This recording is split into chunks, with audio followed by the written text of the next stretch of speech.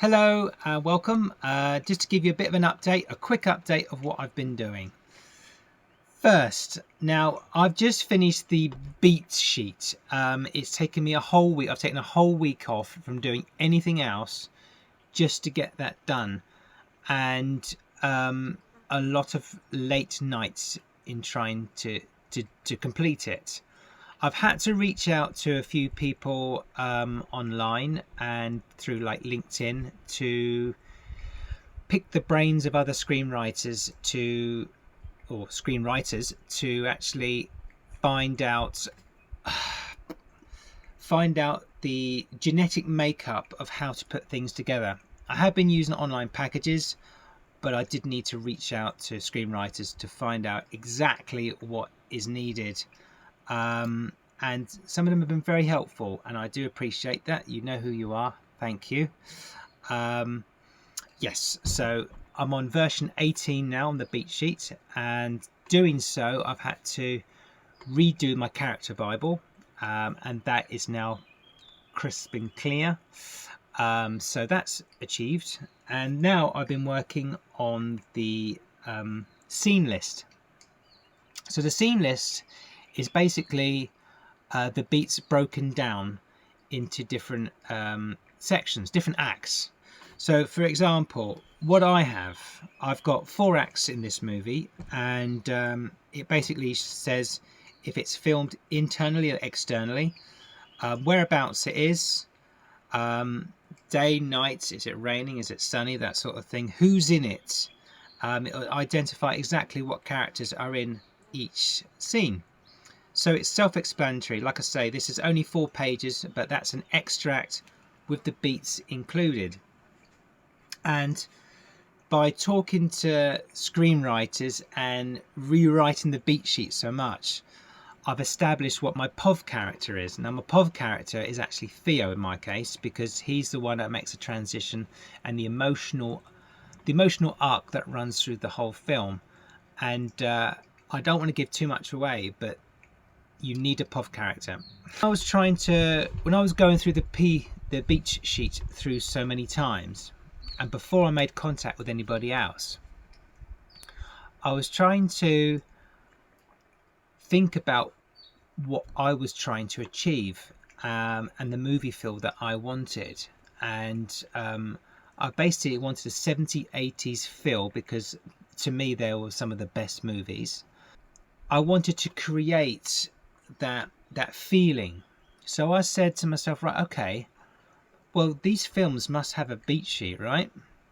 So then I went online and then I extracted, or basically scraped offline, the beat sheet for the films that I love.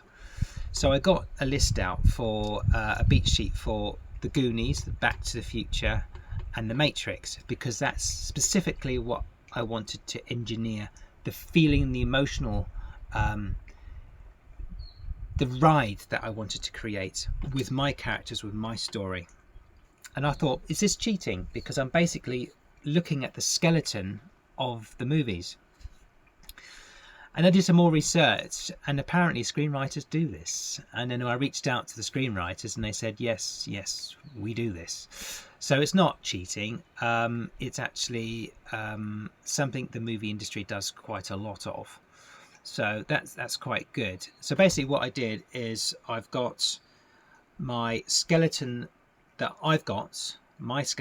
together with the skeletons of the other 3 movies, and I've overlapped them so I can see exactly what points they hit, what emotions, and what exactly is happening all the way through the film. And it gives you that structural entity extracted from those movies. Is that how to explain it?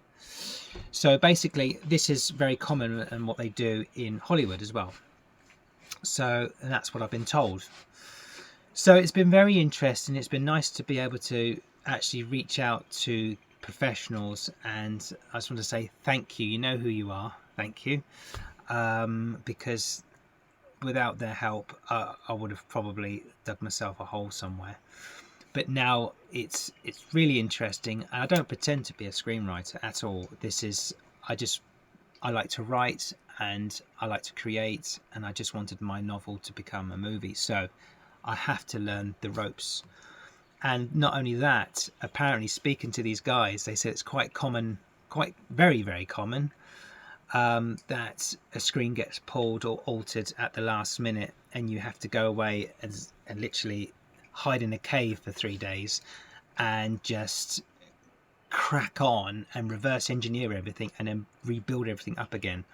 So it's important that you don't cheat or what do you call it?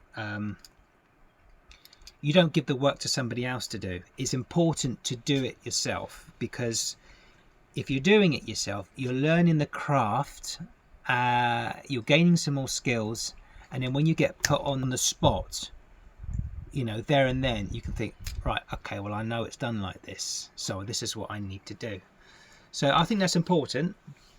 This time I should give you a quick update to tell you that I have done the screen list, ticked off, the beat sheet ticked off, and the character Bible ticked off. And that's about the crux of it. So I'll keep you updated. It has been a long process and I've got a long way to go.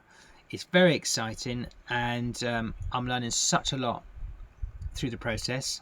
And I've taken this week off work because I've been at this full time, and I've started at 8 and finished at 8 pretty much nearly every night, and then even more than that. I usually go back to a few hours at night as well. So you've got to put a lot of time into it, and no one can do that for you. So if you really, really want to do this, I would say the best bit of advice I could give so far, because I still don't know anything, I'm still learning, I would say ask a professional, surround yourself with people who know exactly what they're doing, and just read as much as possible. Yeah, so that's what I've got so far. So I'll see you next when we talk about the treatment.